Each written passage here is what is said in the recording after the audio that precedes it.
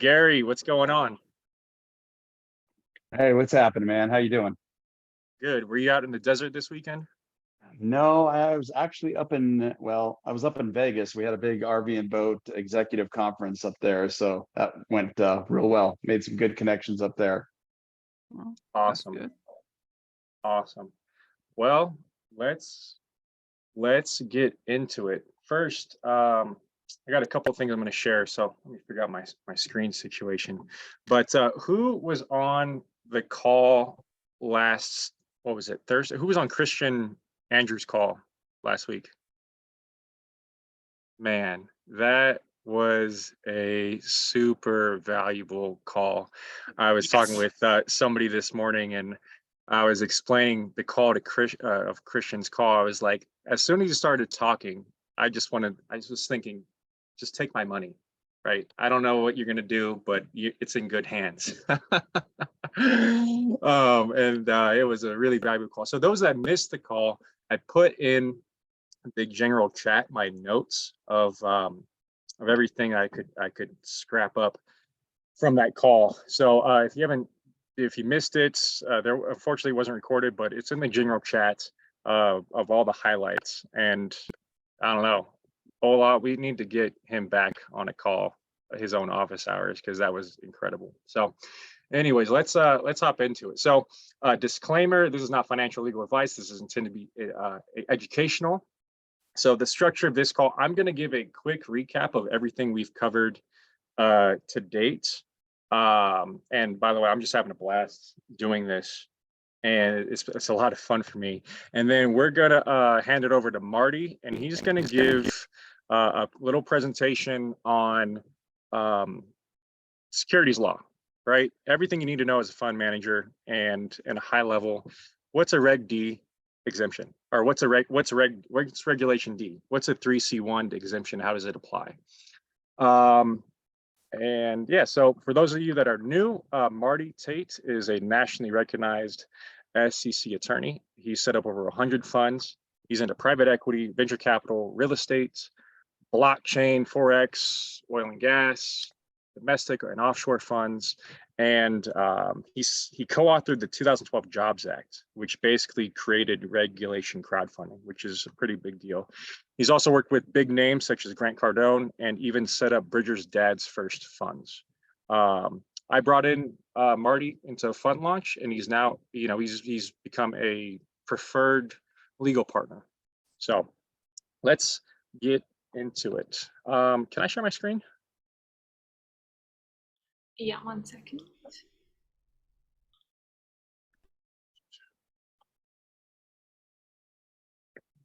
Let me figure this out. Share screen. Sweet.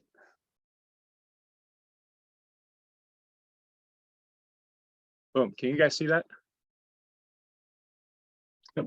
You guys can see it? Okay, great. So I just want to give a quick overview of what we've covered to date. The first topic is broker-dealer laws, right? What you can and cannot do.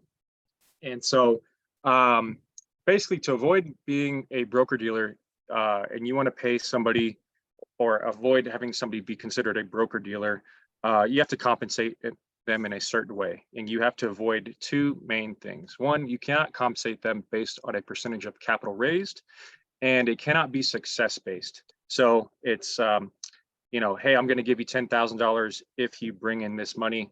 Can't do that. It has to be a flat fee, whether it's successful or not. So what can you do, right? It's a 6-month period of introductions. It's the flat $10,000 per month, or whatever it is, right? $10,000 per month, regardless of any capitals raised. So that's one example of what you can do. But just keep in mind, it can't be a percentage of capital raised, and it can't be success-based.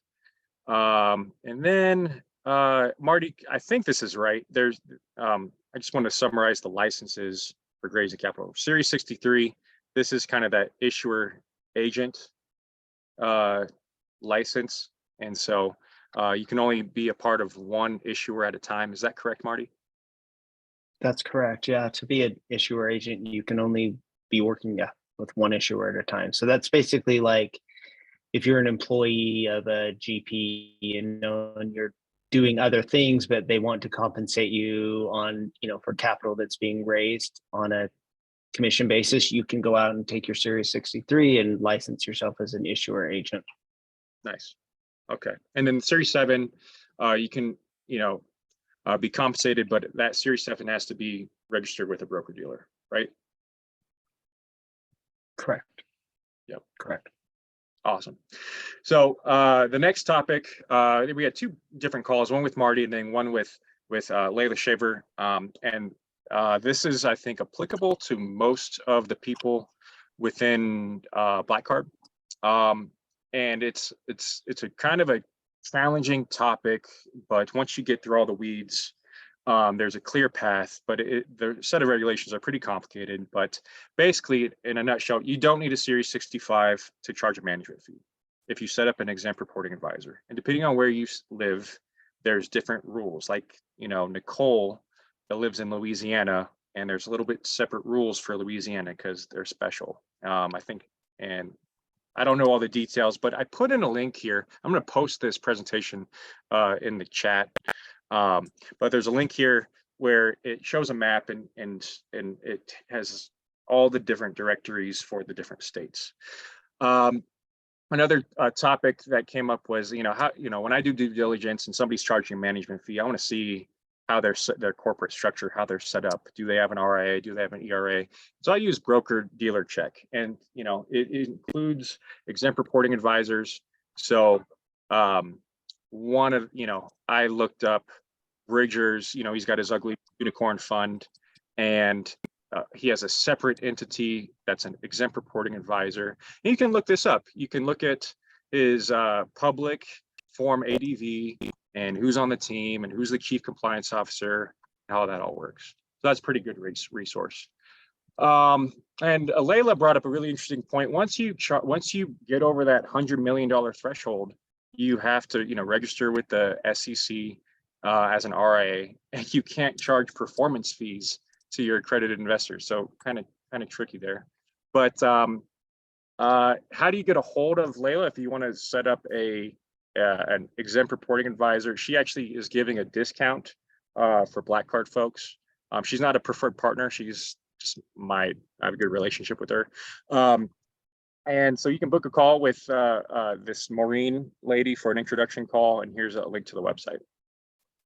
And then we talked, the next call was about general partnerships and having difficult discussions. And I was just so moved by Christian's call. I wanted to just capture what he said in his call. And he said, gave the top 3 characteristics to select extraordinary GPs. And one was the ability to learn, integrity, and commitment. And you can expand upon those topics in my notes in the general chat. But our topics on the call, we just stress the importance of having difficult conversations with your GPs, right? And working out different scenarios that may arise, right? So if somebody dies, do the shares go to family members? Or how does that work? And what do you guys agree on? Or let's say there's 2 general partners and you both own 50% with 50% voting rights. How do you work through scenarios where you guys disagree? Or just those types of scenarios. And then we also briefly touched on vesting schedules, which I don't know if it's very applicable to maybe general partners, but people that you want to bring on board, or advisors, or other key folks that maybe aren't GPs. It's a way to kind of date them without jumping fully on board right away. So I also included some contact information. There's links to this. So if you click on link, there's my LinkedIn, there's Marty's LinkedIn, and my email is the best way to get a hold of me. But I've also received a bunch of different questions from folks on that they want to have on these calls, topics. And so I actually created a form. So if you guys, you guys go back to your legal docs, you're reviewing your PPM, or you're having a difficult time understanding something, you can, formulate your questions, put them in this form, And that will help guide, the topics for these calls. So yeah, that's what I've got. Quick overview. Stop. How do I stop sharing? Stop sharing. Sweet. Let's see. So Marty, do you want to share your screen? Do you want to share? So I'm having bandwidth issues, so I'm like on my phone. So would you mind sharing that slide I sent to you? Yeah, not a problem.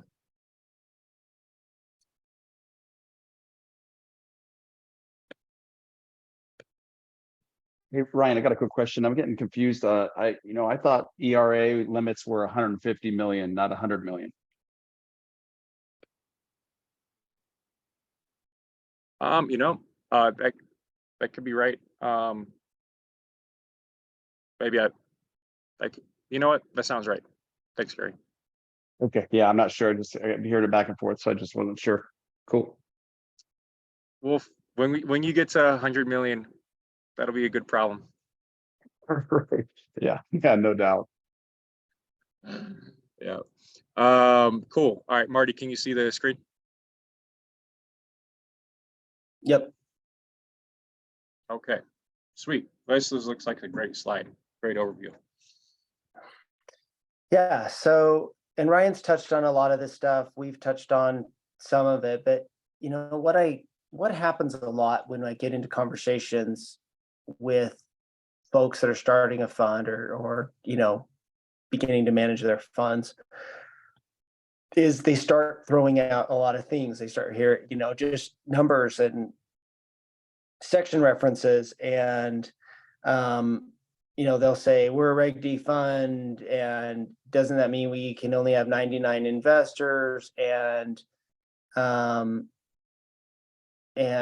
we, they get a lot of different things confused. And so what I want to do is, and I kind of talk about this a lot, about basically, when you're starting a fund, there's three main silos of regulations that you have to navigate.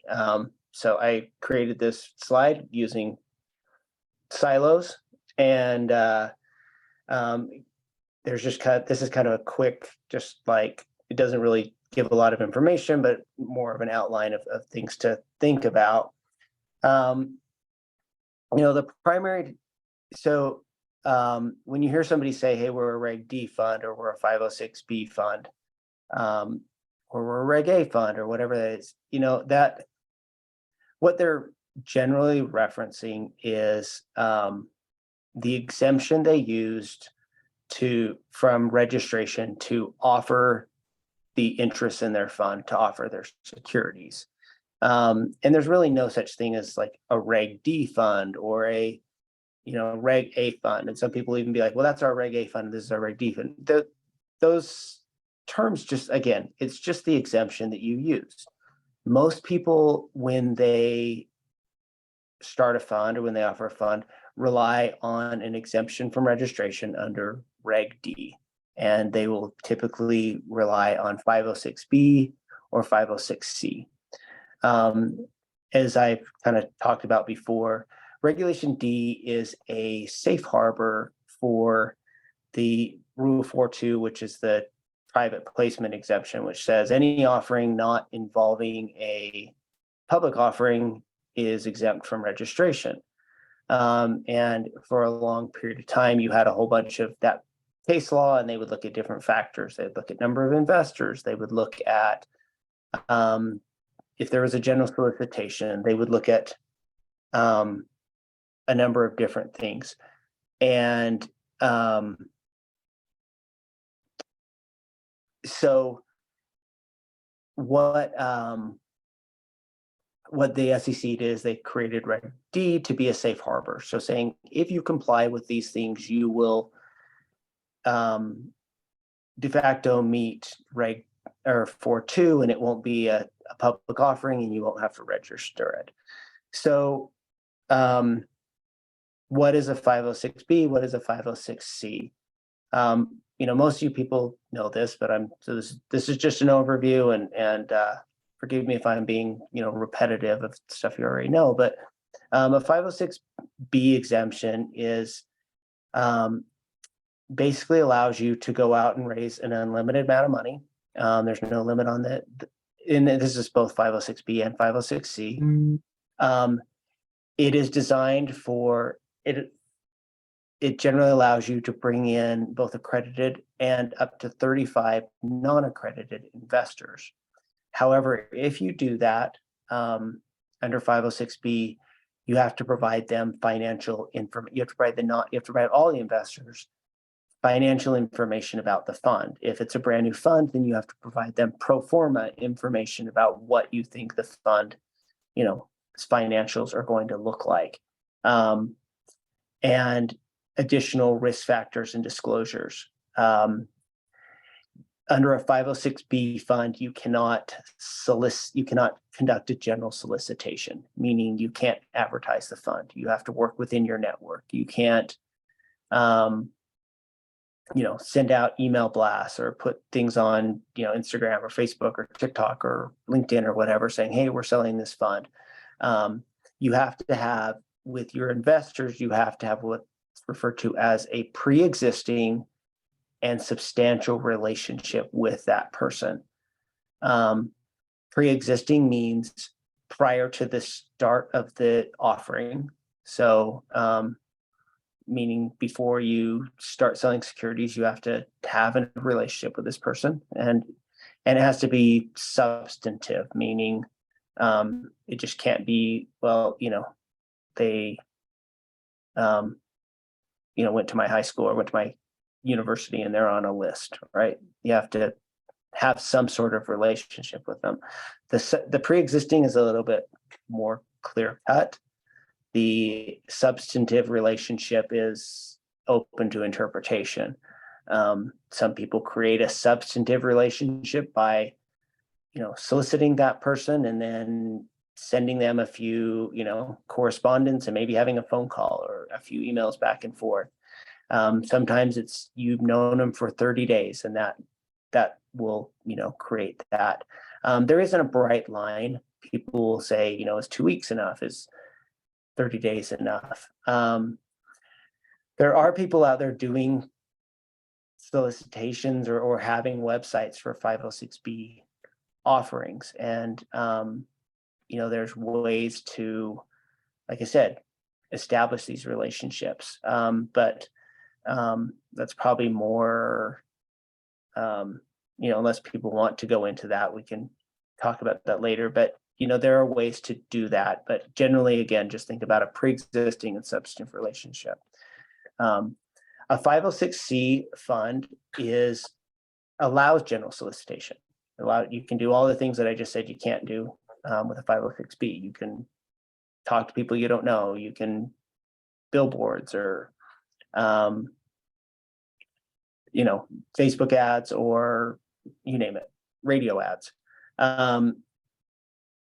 However, the caveat is it's for accredited investors only, and those investors have to be verified as accredited investors. They can't just self-certify that they're accredited. They have to actually provide proof that they are.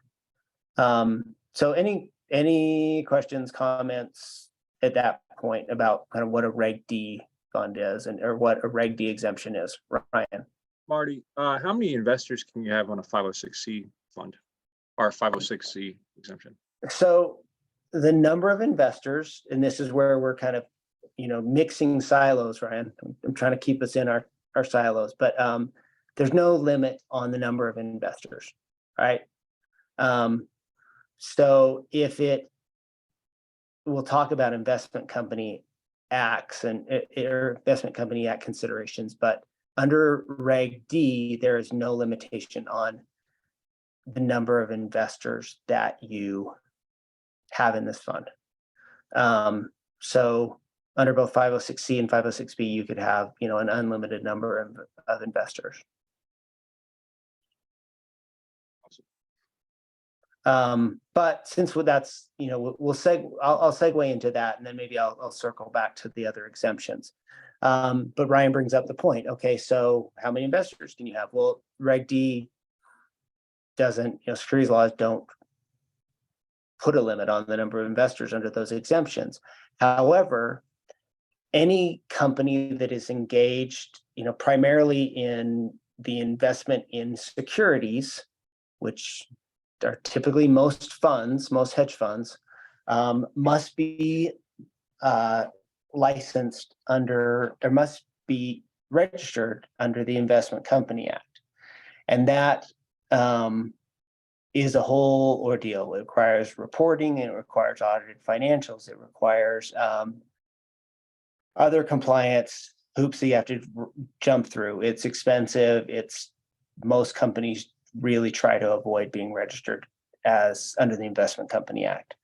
So how do they avoid this? Well, the exemptions that most funds rely on is 3C1, which is for 99 investors or less in the fund, or a 3C7, which means all of your investors are qualified purchasers. And a qualified purchaser has is a higher degree of it means that they either have a certain amount of assets under management with the investment company, or with the investor, or they're have a certain investment amount. So most like venture capital funds will rely on a 3C7 because their investors are institutional, they invest large amounts. But most smaller private funds will rely on 3C7 or 3C1 and keep it under 100 investors. There's also other exemptions. There's a 3C5, which is for real estate instruments. If you are a real estate fund, you are not engaged in investment in securities, your investment in, other asset with real estate. So that would be exempt. There's also some other exemptions like for oil and gas or other assets. If you're an art fund, you're not buying security. Or if you are if you're putting other collectibles, something like that, that wouldn't be a security and you wouldn't need to worry about investment company. I'll pause there. Any other questions? Marty, I'd like to make a point too, that this is pretty important. Because I'd say most people in the group are 3C1 funds. So you're limited to 99 investors, or let's just call it 100 for easy math. And you're setting up your PPM and you're, doing your pro forma and how much money you're going to raise. And what is your minimum investment, right? So if you have a minimum investment of $25,000, that means if everybody put in a minimum of $25,000, the most that you could raise is $2.5 million, right? So just something to consider. I've heard people say, hey, we're going to raise $100 million, and what's your exemption? You're using, oh, it's a 3C1. Well, your minimum is $1 million, right? And at that point, you might as well do a 3C7. So just understanding what your what your target raise is and who your audience is really important. So that's all I got to say about that. Yeah, you have to do a little bit of math there, right? To think, okay, I'm trying to raise a $20 million fund and I'm limited to 99 investors. So what do I want my minimums to be, right?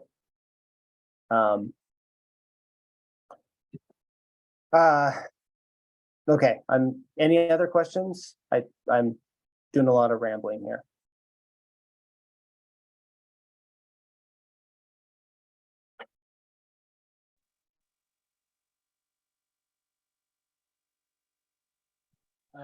Okay. Benny just asked the question, is there an online resource that provides a clear startup checklist or decision tree for a 506B/3C1? Was hoping Fund Launch program would provide it, but I haven't seen one yet. Yeah, we could put something together. You can make one. Yeah. Yeah, let's let me see if we can put something together like that.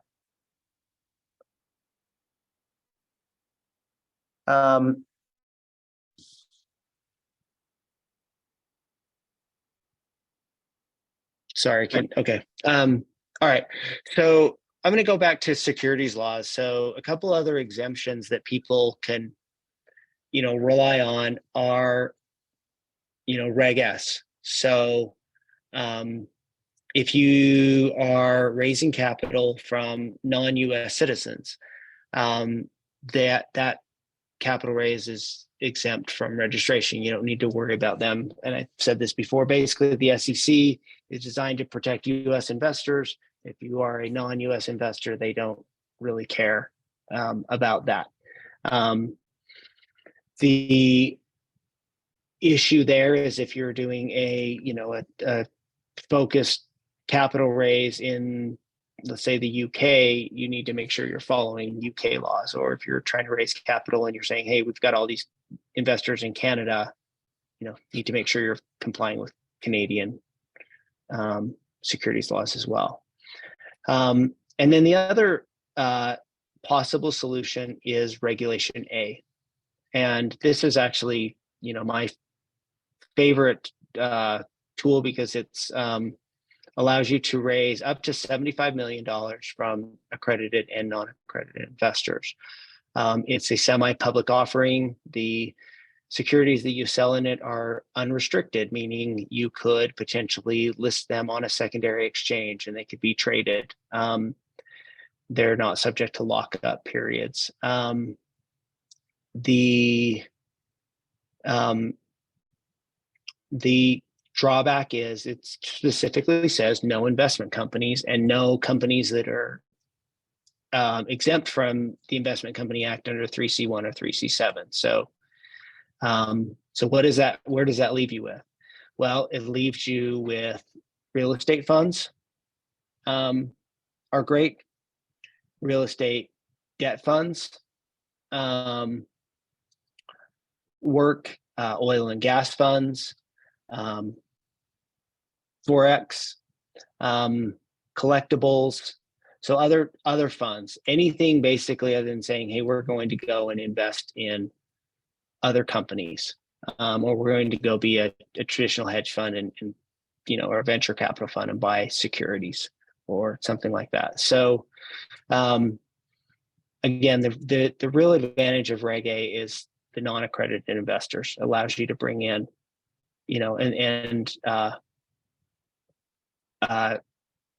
basically you're not limited the number of non-accredited investors, and there's a lot of flexibility there. But the downside is it takes longer, as Ryan can attest. It's more expensive because it is reviewed by the SEC. So there's a lot more that goes into it. But those are the exemptions that people need to think about when they're saying, okay, what exemption are we going to qualify when we launch our fund? And I'd like to add that I did a lot of research when I was building out my previous marketplace on other marketplaces. What was everybody else doing? And so you look at companies like Fundrise and Realty Mogul and even Grant Cardone. He launched his Reg A Plus.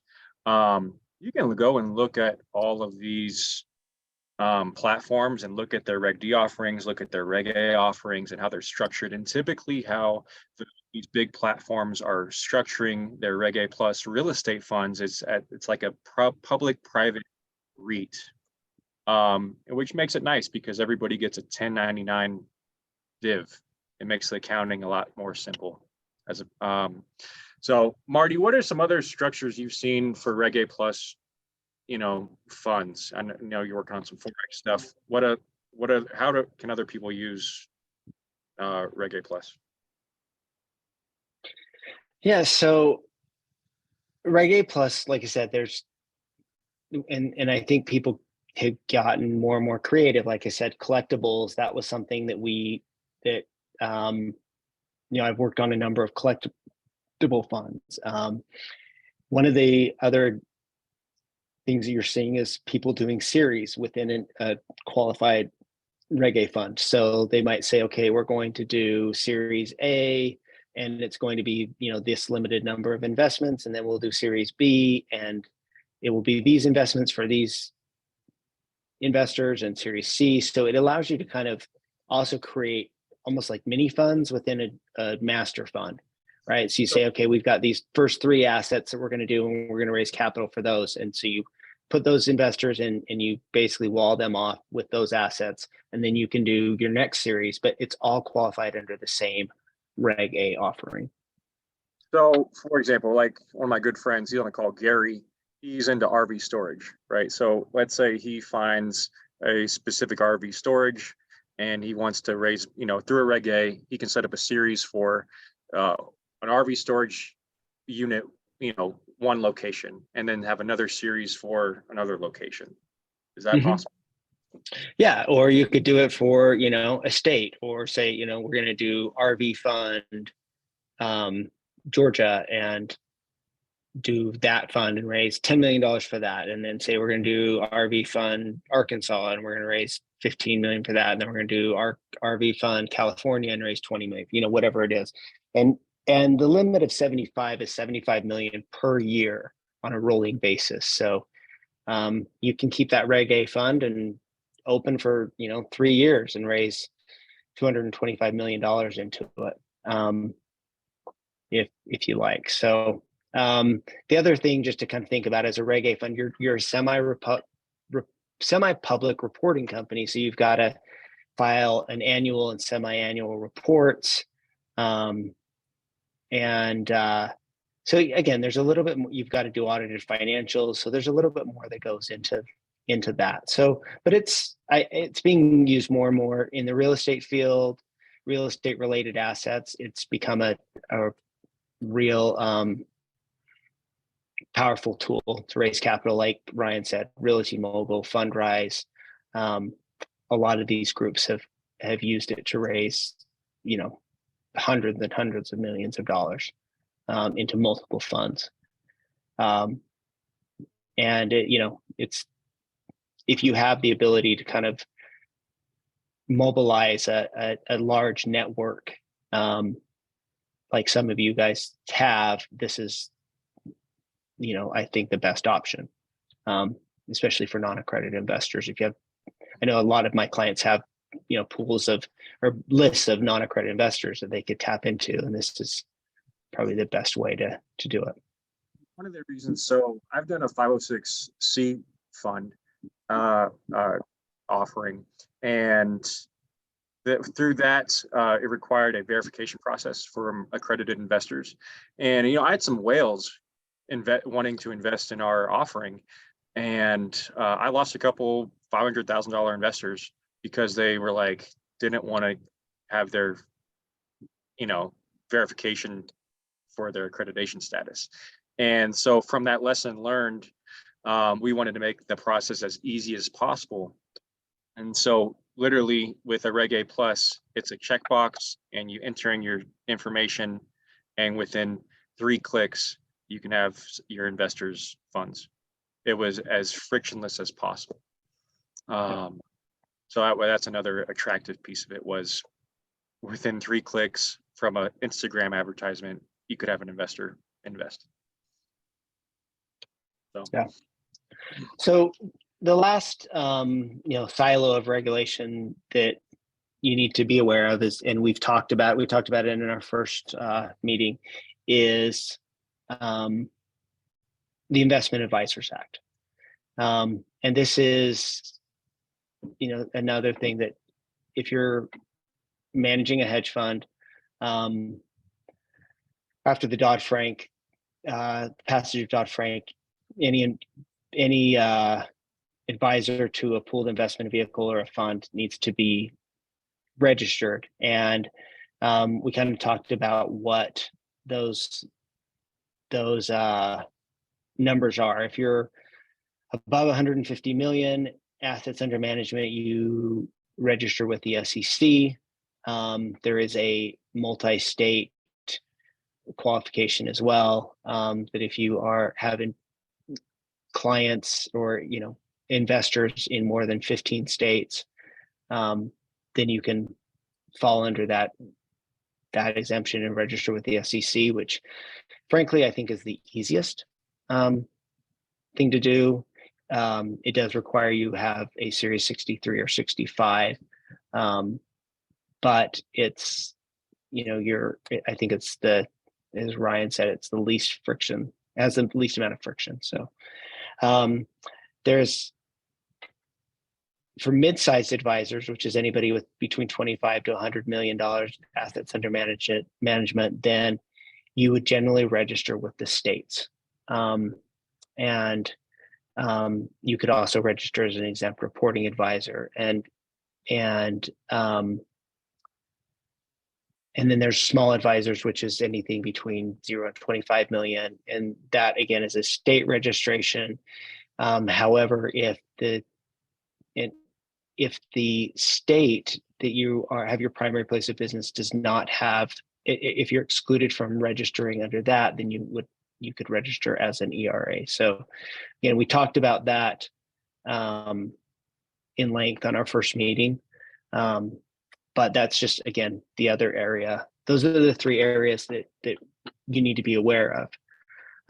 One of the areas that Ryan got into that that was new and isn't on here is with Ryan's oil and gas fund. Because we did it under Reg A, we had to answer some questions from the SEC about being a publicly traded partnership. And so, Ryan, as you remember, we had to navigate that and figure, okay, well, how do we make sure that we're not a publicly traded partnership as well? And so that required certain lockup periods that it required us to put some things in place regarding that fund and those securities as well. So just, again, there's other things that come up. So even with, and some issues that we're dealing with my clients that want to do Forex funds and then you have CFTC issues and commodities trading issues. So again, these are the three basic, but depending on the type of asset, you might have other issues you have to deal with. And of course, then there's tax issues as well, but we won't get into that at all today. Thanks. All right. This is a really, really great overview. Securities laws, Regulation D, Reg S, Reg A plus, awesome. What's a 3C1, 3C7 fund, right? These are terms that you guys should know. And then I think most of everybody falls into the category of the exempt reporting advisor bucket. If it's applicable, I think it is in most cases in this group. But at this point, I'd like to open it up for just open Q&A. What do you guys? I'll stop sharing my screen. Whoa, stop sharing. Boom. Let's just open it up for questions.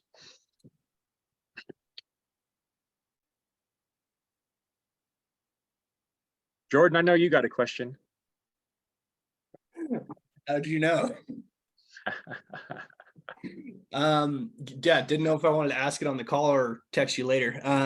If I'm looking to raise for one or potentially multiple funds, obviously a 63 by the sounds of it would only allow to raise for that one fund and essentially be a partner with them, correct? Okay. Yeah, so if you're raising capital so you could be basically an issuer agent and raise capital for that specific fund. Now you could also close that out and go and raise capital for the next fund, but it doesn't allow you to raise, it doesn't allow you to be employed by more than one fund at any given time. Okay. Under the issuer agent exemption. And that is a state exemption. So you also, it depends on the state that you're in, where the fund, is the primary business location of that state, of that fund. And you want to look at you or your attorney will have to look at the issuer agent exemption. I know a number of states have kind of adopted the model, but some states might be an exemption or might be an outlier. Then follow up to that, if I am liking to or 3 or so funds that have great offerings, and I've had good conversations with potential investors, being able to go to them and say, hey, there's a couple different options for you here. Instead of being like, I've got this one company or this one fund that I'm raising for. If you're not interested in that, then there's not really much conversations we can have.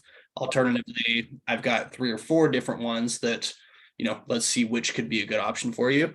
Is there a way to do that without being the broker dealer type thing, or a placement agent? So we talked about this in one of our meetings, but there is the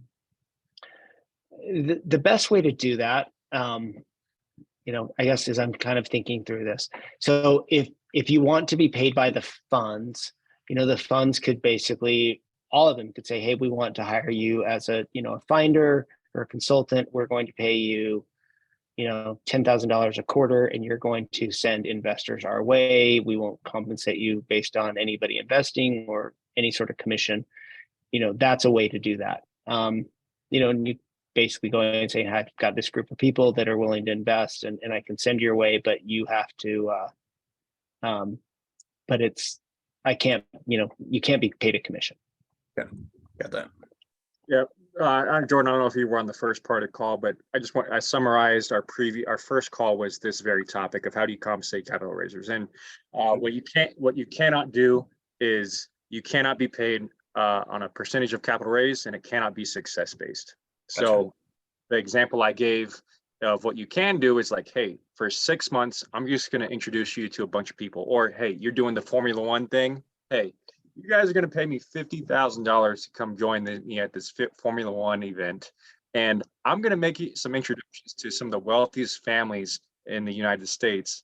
And whether it works or not, it's really up to you, but you're going to get the introduction. Yeah. Right. Yeah. Thank you, both of you.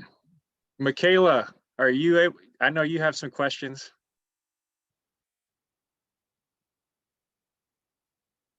She might be at work.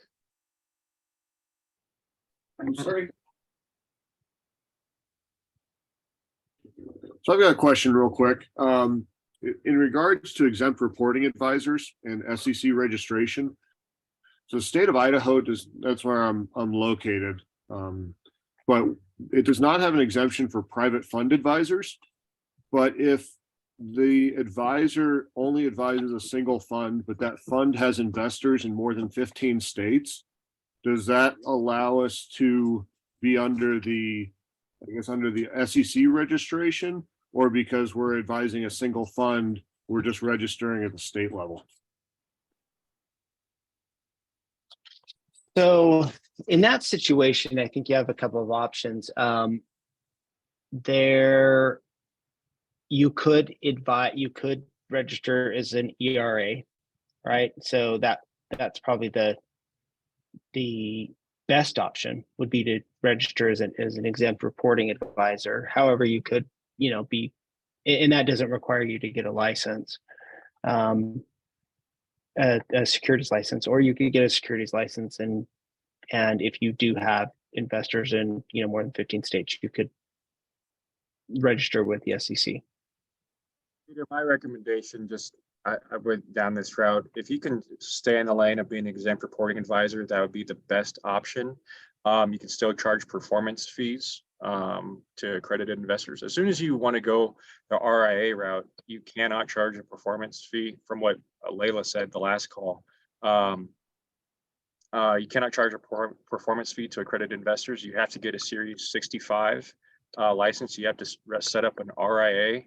And the compliance burden is significant when you go that route. So if you can do it. It's just the ERA route is much easier. Yeah, for me, it might be a state of Idaho specific thing. We'd like to go down the ERA route, but since the state of Idaho does not allow exemptions for private fund advisors, as my understanding is, we have to register as an investment advisor with the state of Idaho, and then we get into the the place where we can only charge performance fees to qualified clients and qualified purchasers. Hmm. It Got could be that I'm mistaken on that. So that's why I was looking if we had say people investing in the fund that are in more than 15 states, can we then jump into the SEC ERA registration and then notice file with the state of Idaho that allows us to be an ERA, charge performance fees, Yep. charge management fees without having a full IA or RIA set up? I think you're down the right path. I'm gonna post this presentation I put together in the general chat. And I have a link to Layla Shaver's My RIA lawyer like introduction call. And everything you're saying, she knows all the state specific exemptions and all the stuff. So I just hop on a quick call with her and see if what you're thinking is the right path, but it sounds correct. Okay, thank you. Yep.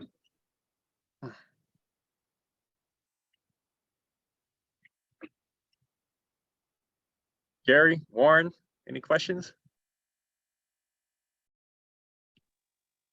No, Gary? man, I think, I guess my quick question is for you.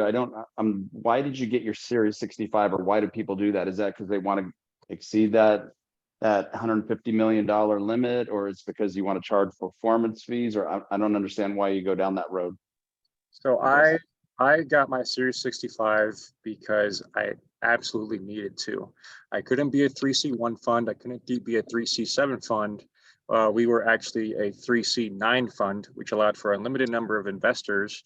And because we were dealing with non-accredited investors through our Reg A Plus fund, it kind of set us into another bucket. So I had to get my Series 65 because we had a discretionary control and we needed to set up an RIA for the fund.